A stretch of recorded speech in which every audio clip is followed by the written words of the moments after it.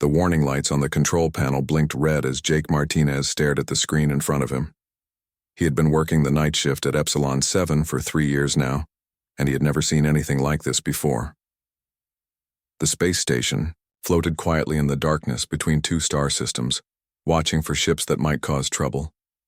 Jake rubbed his tired eyes and looked at the readings again. Something was moving out there in deep space, but it did not match any ship design. In their computer files, the object was big, maybe twice the size of a normal cargo vessel, but it was moving faster than anything should be able to move. "Hey, Kira, come take a look at this," Jake called to his partner at the next station. Kira Volkov was one of the best sensor operators on the station, and if anyone could make sense of these readings, it would be her. Kira walked over and leaned down to study Jake's screen. Her blonde hair fell across her face as she frowned at the data. "That cannot be right. Nothing moves that fast without breaking apart." "That's what I thought too," Jake said. "But the readings are solid. Whatever this thing is, it's real, and it's heading straight for the Sol system." The Sol system was where Earth sat, along with the other planets that humans called home. Jake felt a cold feeling in his stomach as he realized what this could mean. If something dangerous was heading toward Earth, millions of people could be in trouble. "We need to tell Commander Thexvara right away," Kira said, already moving toward the communication panel.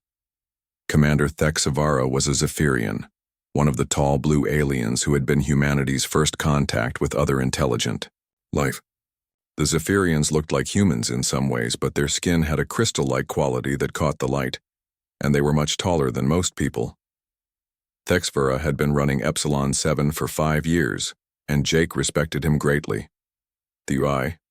Commander's voice came through the speakers a few minutes later. "Martinez, report to my office immediately. Bring all the sensor data with you." Jake gathered up the data files and walked through the curved hallways of the station. Epsilon 7 was built like a giant wheel that spun slowly to create artificial gravity.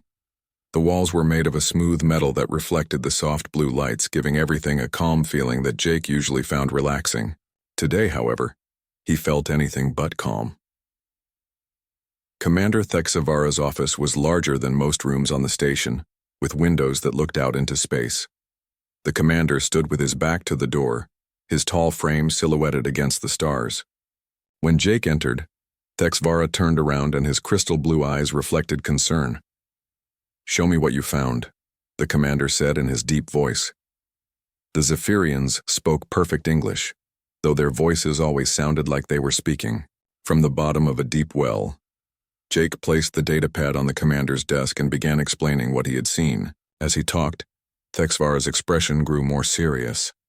The commander had lived through several wars between different alien species, and he knew what it meant when unknown ships appeared without warning. "The energy signature is unlike anything. In our database," Jake continued, "the ship appears to be using some kind of drive system that we have never encountered before. And, Commander, there's something else. The ship is not responding to any of our communication attempts."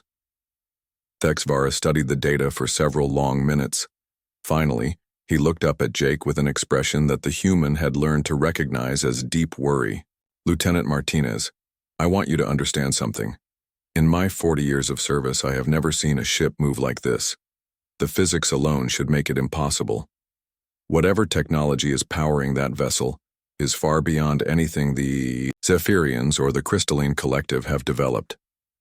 The Crystalline Collective was another alien species that worked with humans and Zephyrians to keep peace in this part of the galaxy.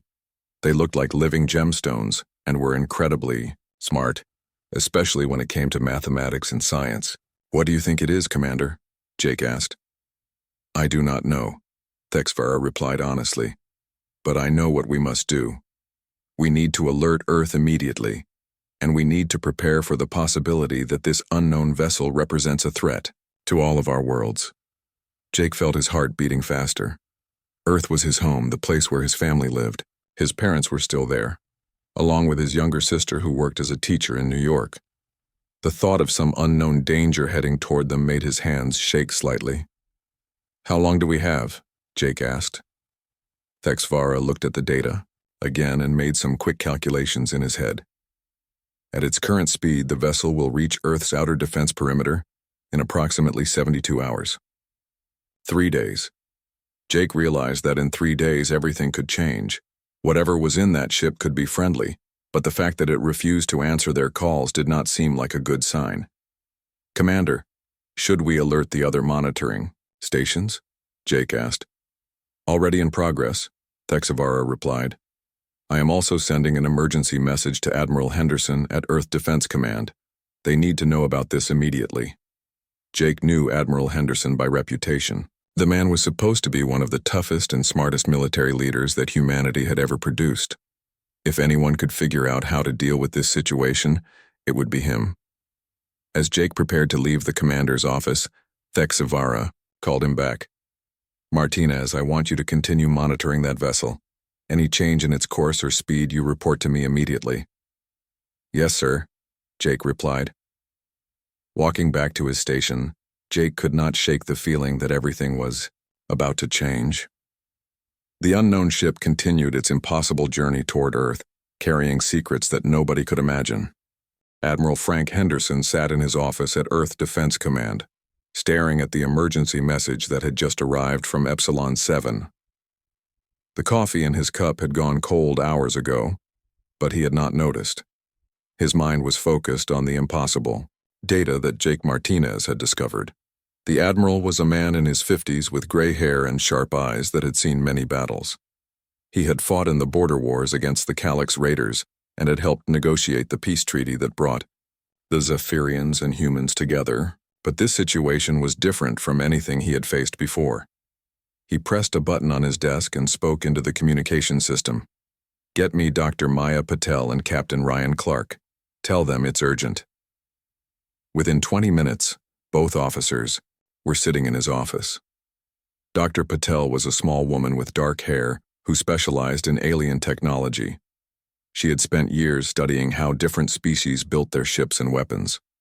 Captain Clark was younger, maybe 40 years old, with the kind of confident look that came from commanding the most advanced ship in the human fleet. "Admiral, what's the situation?" Captain Clark asked as he settled into his chair. Henderson activated the holographic display in the center of the room. The mysterious ship appeared as a three-dimensional image, rotating slowly so they could see it from all angles. The data from Epsilon 7 scrolled down one side of the display. "Gentlemen, we have a problem," Henderson began. "This vessel appeared on our sensors 18 hours ago. It's heading directly for Earth at a speed that should be impossible." Dr. Patel leaned forward to study the image more closely.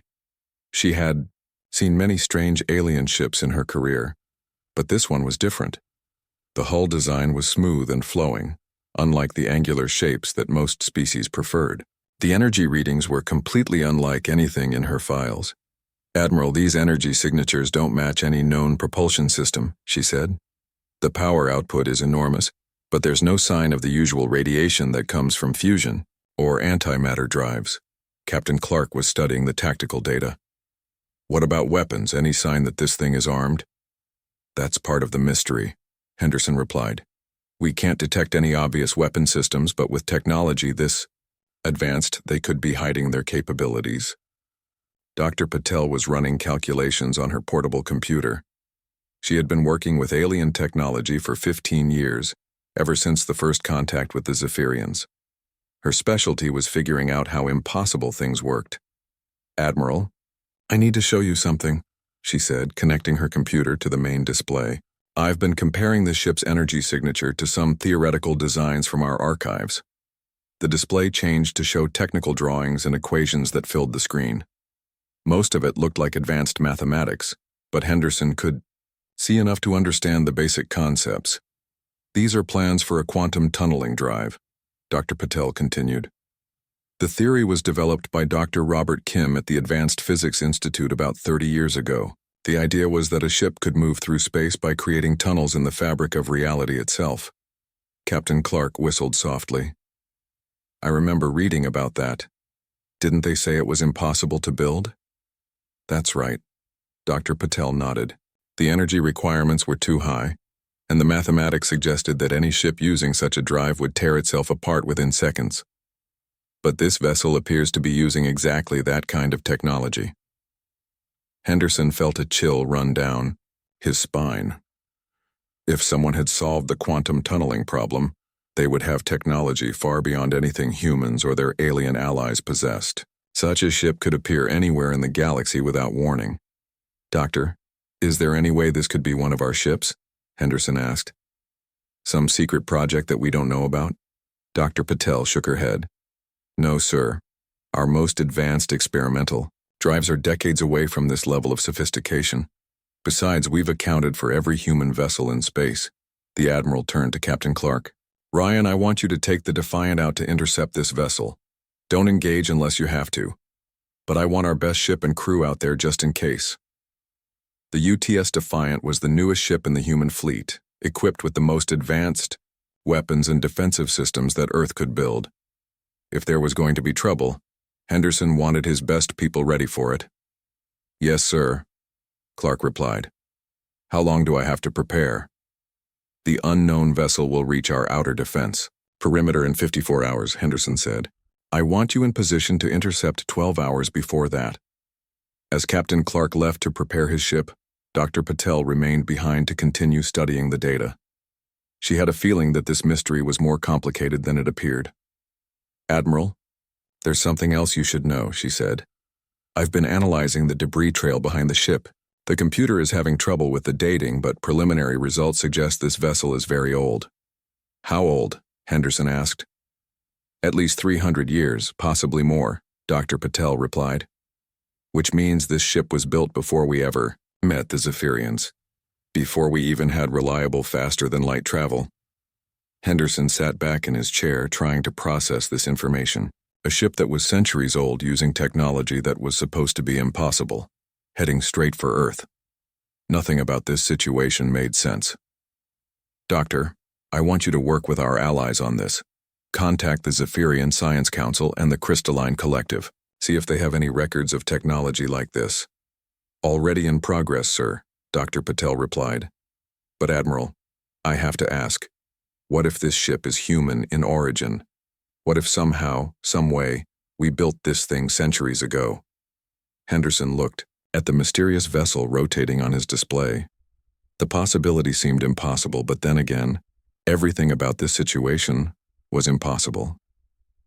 "Then we're about to learn something very interesting about our own history," he said quietly.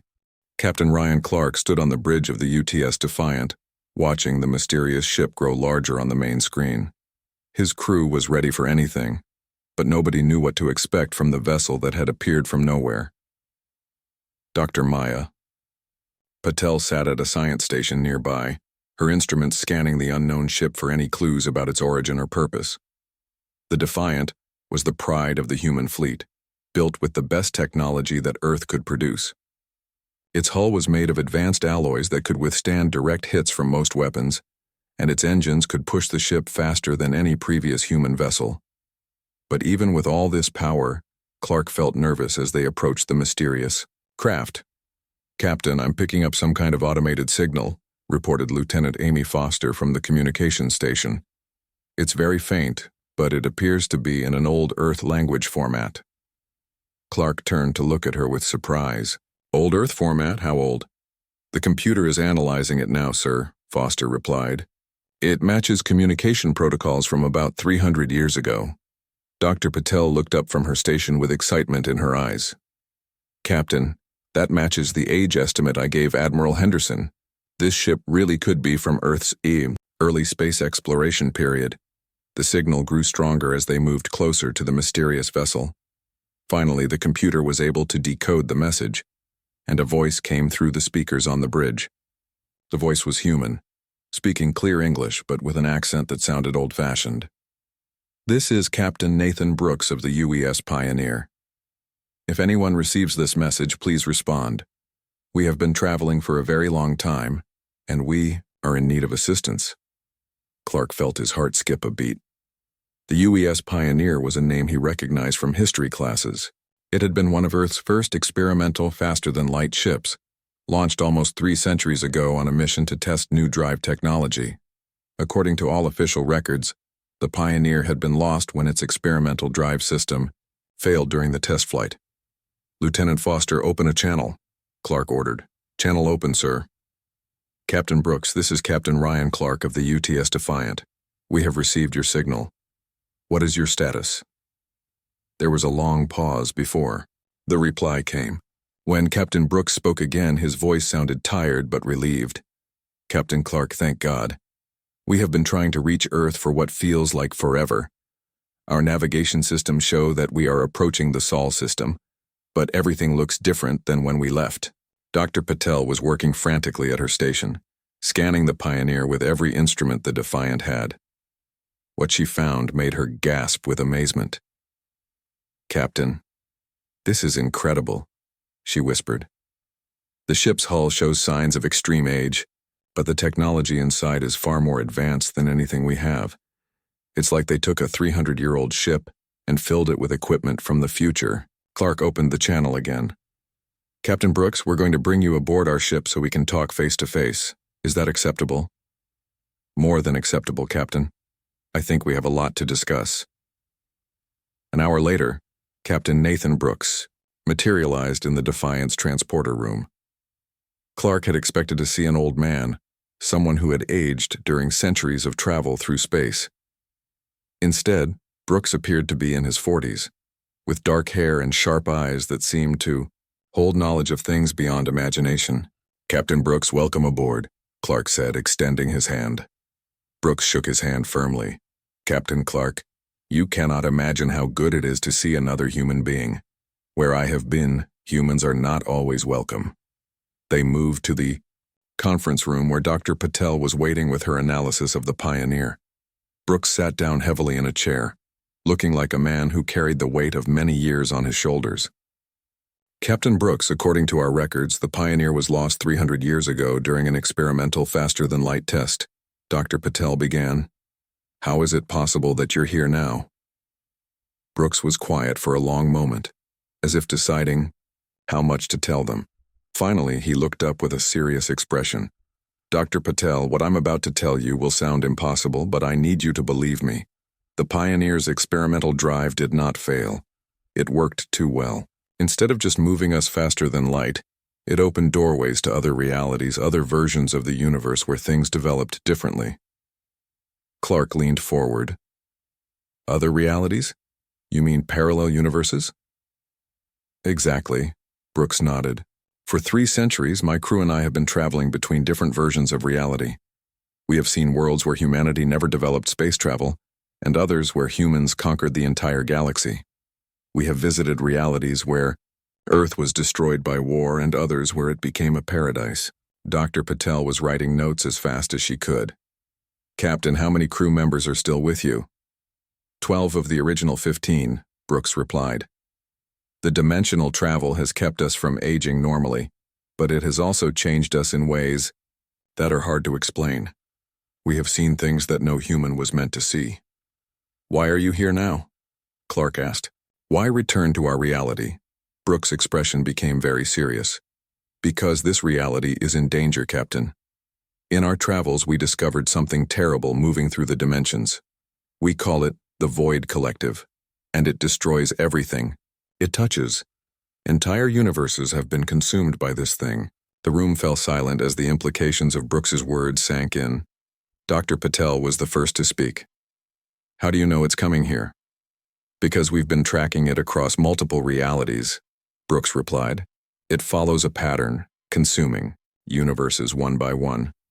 Your reality is next on its path, and when it arrives, everything you know will cease to exist. Captain Clark felt a cold fear settle in his stomach. How long do we have? Not long, Brooks said grimly. But there is hope. In our travels, we have gathered knowledge and technology from realities where humanity found ways to fight back. We have returned to help you prepare for what is coming. Brooks stood up and walked to the window, looking out at the stars. Captain, in every reality we visited, humans had one thing in common. When faced with impossible odds, they found a way to survive. That is why we chose to return to this reality. Here, humans work together with alien allies. Together, you might have a chance to stop the Void Collective. Dr. Patel looked at her instruments readings from the Pioneer. The technology you've gathered, it could revolutionize everything we know about physics and engineering. That's the idea, Doctor, Brooks replied. We have work to do and not much time to do it. Admiral Henderson stood in the main briefing room at Earth Defense Command, surrounded by the most important people in the galaxy. Captain Brooks sat at the head of the table, his weathered face showing the strain of centuries spent traveling between realities. Around him sat human military leaders, Zephyrian commanders, and representatives from the Crystalline Collective. Commander Thexvara had arrived from monitoring station Epsilon 7 just hours earlier, his tall blue form towering over the humans in the room.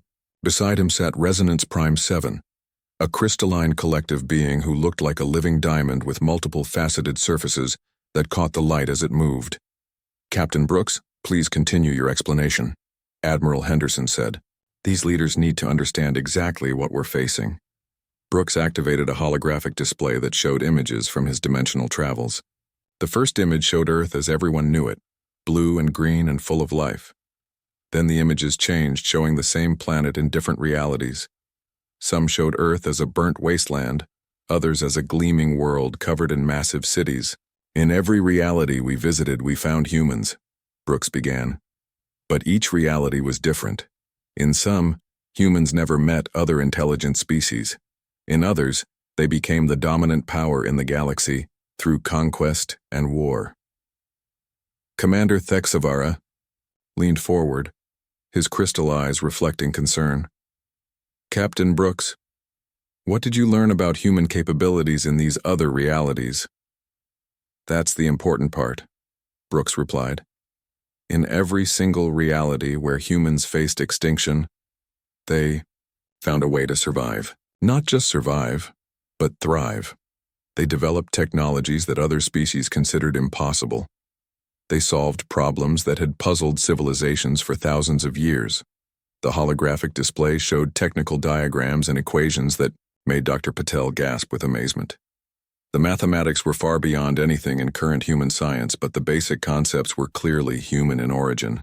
For example, Brooks continued, in one reality, humans developed a way to turn any form of matter into pure energy and back again. In another, they learned to control gravity itself, using it to build cities that floated in the air. In a third, reality, they discovered how to communicate instantly across any distance using quantum entanglement.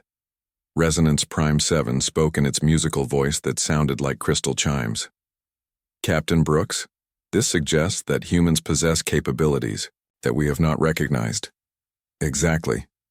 Brooks nodded. But here's what makes this reality special. In most of the realities we visited, humans were alone. They had to develop these amazing technologies because they had no choice. They were fighting for survival against forces that wanted to destroy them. Admiral Henderson was beginning to understand, but in our reality, humans work together with alien allies. That's right, Brooks said. In our travels, we only found one reality where humans formed true partnerships with other species. That reality was destroyed by the Void Collective before we could learn from it. But we did learn something important. The combination of human innovation and alien cooperation created something more powerful than either could achieve alone. The holographic display changed again, showing images that made everyone in the room fall silent. They saw vast ships that looked like they were made of pure darkness, moving through space and consuming everything in their path. Stars went out. As the ships passed by, an entire planet simply vanished. This is the Void Collective, Brooks said grimly. We don't know where they come from or what they want. We only know that they move from reality to reality, consuming everything until nothing is left but empty space. Dr. Patel was studying the images with her scientific instruments. Captain, these ships appear to be made of some kind of dark matter. That should make them impossible to detect or fight. In most realities, you would be right, Brooks replied. But we learned something during our travels. The Void Collective has one weakness. They cannot exist in the same space as certain types of organized energy patterns. Human technology, when combined with alien science, creates exactly those patterns. Commander Thexvara stood up, his tall form casting a shadow across the table. You are saying that our alliance with humans makes us stronger against this threat? Not just stronger, Brooks said.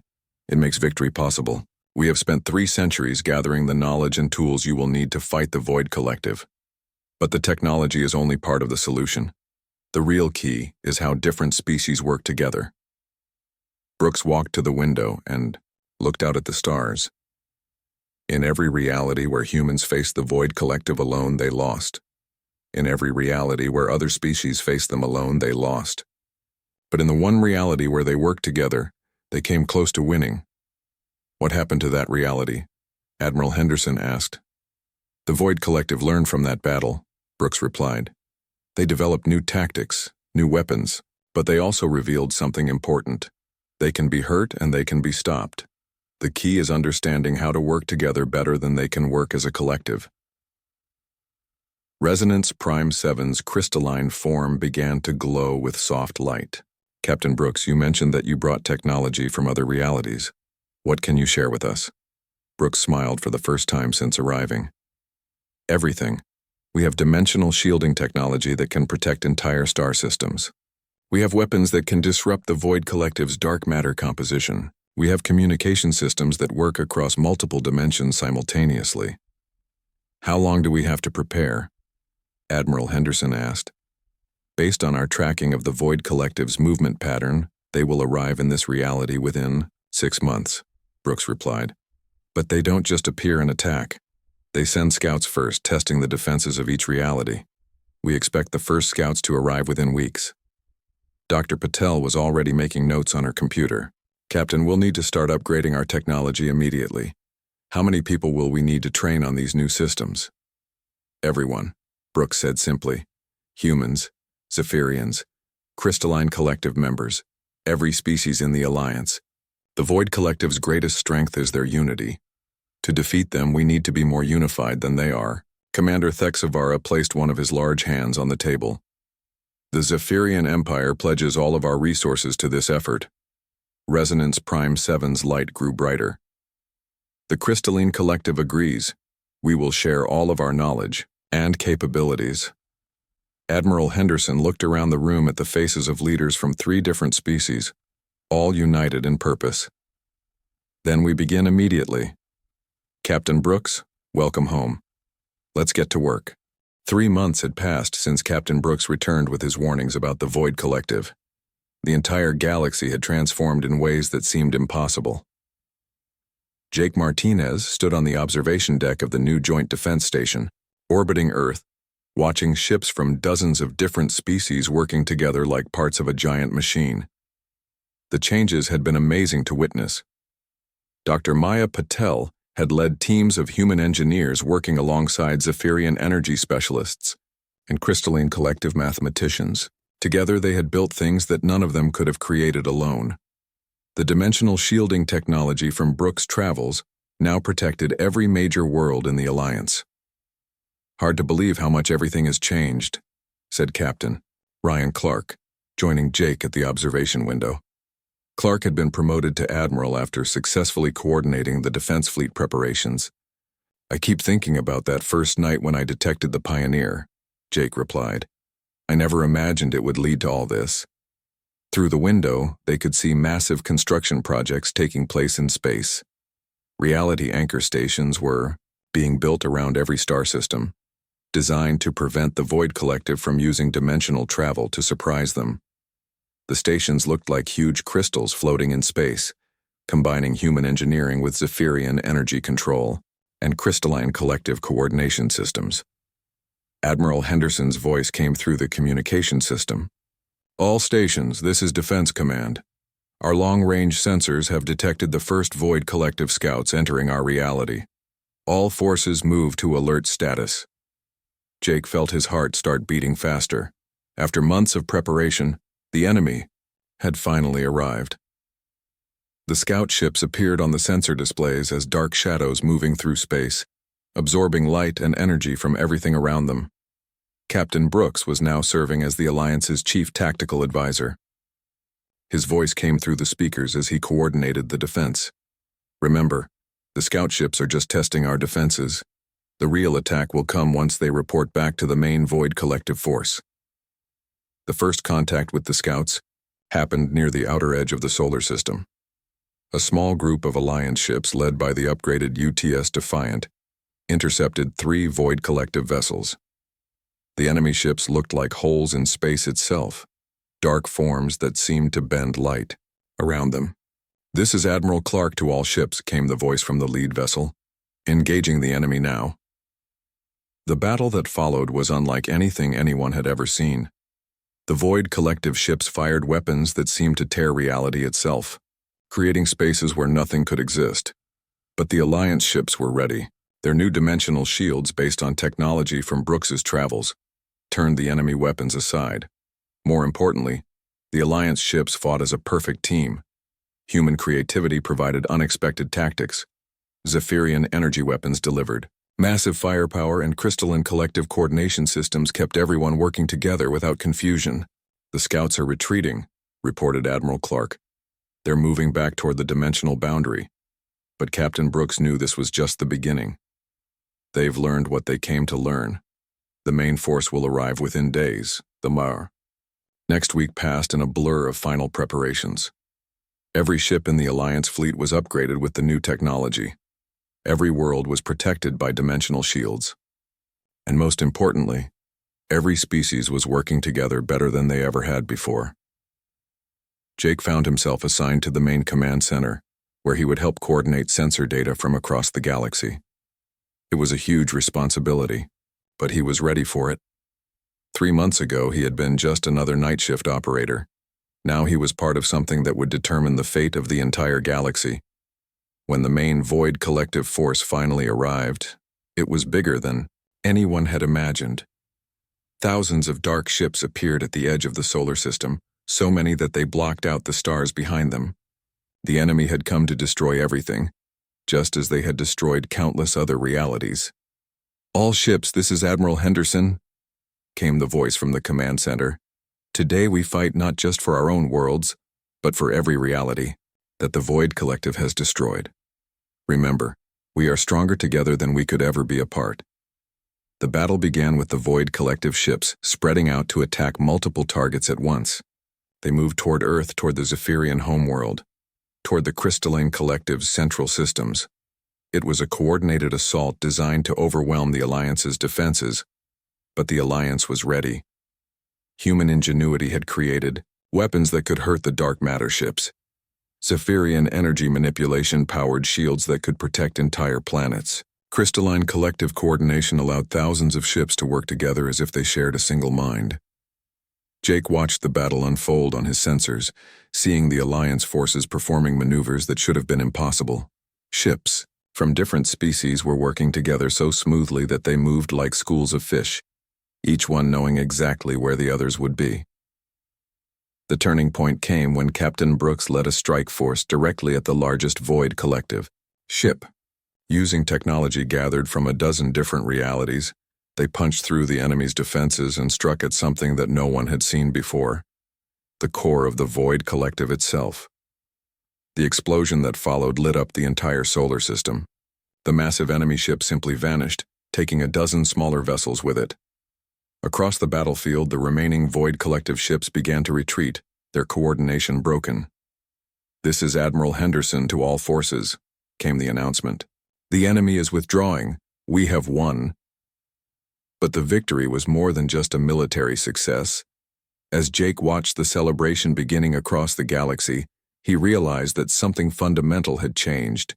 Humans, Zephyrians, and Crystalline, collective beings, were no longer separate species working together. They had become something new, something stronger than any of them could have been alone.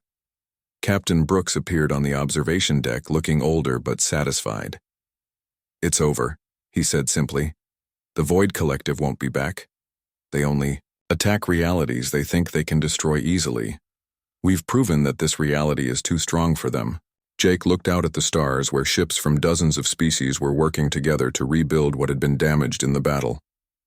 The unknown ship that shouldn't have existed had brought them the greatest gift possible: the knowledge that cooperation could overcome any challenge. "What happens now?" Jake asked. Brooks smiled. Now we explore the galaxy together. Now we solve problems that none of us could solve alone. Now we show the universe what's possible when different species truly work as one. In the distance, the stars shone brighter than ever before, full of possibilities that had never existed until now.